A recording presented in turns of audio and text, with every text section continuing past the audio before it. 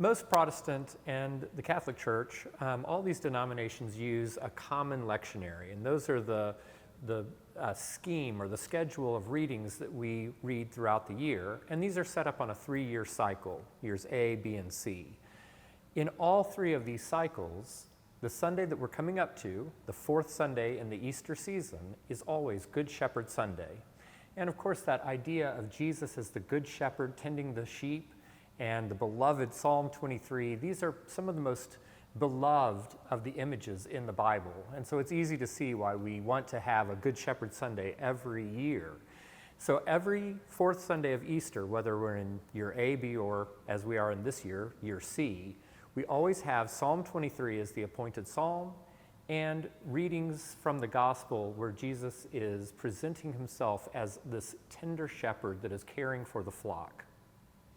So, of course, because these are beloved images, we have a lot of wonderful music around those themes, and especially musical versions of Psalm 23. One of the most popular, of course, is St. Columba, and we will be singing this at communion.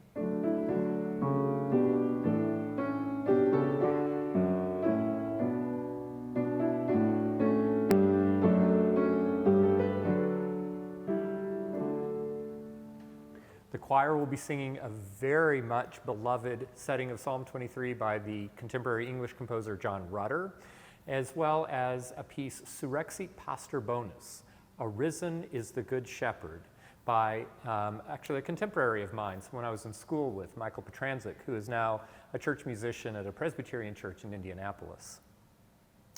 For the setting of the psalm, the choir will be singing the psalm on Sunday, and it's a setting that we've done many times before. Maybe not every year, but we've done this several times over the past several years.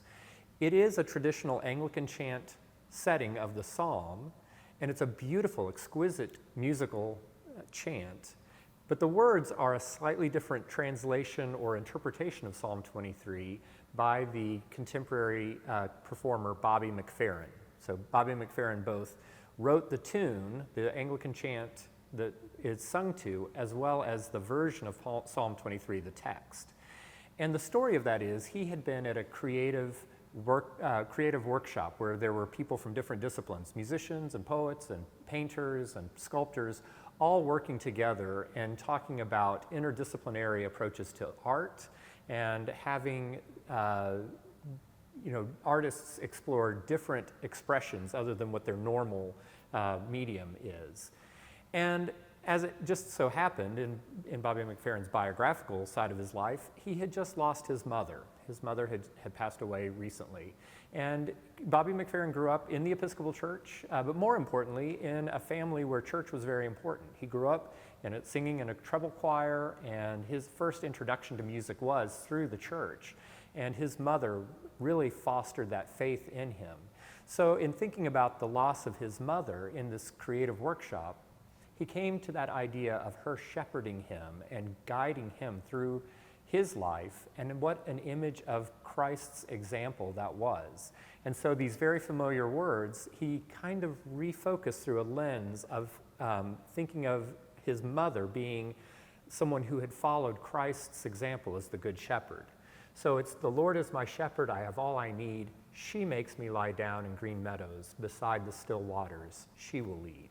And that very beautiful Anglican chant sound.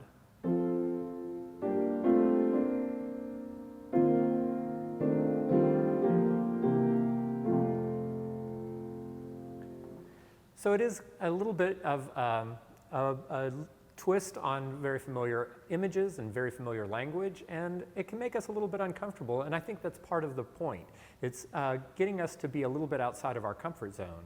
But since on this year we have the Good Shepherd Sunday aligning on Mother's Day, it seems even more appropriate to really give thanks to those who have been mothers in our lives or like mothers in our lives, and for all of the shepherding care that they have shown us, and how we can recognize how the good parts of our life are really oftentimes a direct result from the care that we have had from our mothers and those who have acted like mothers in our lives.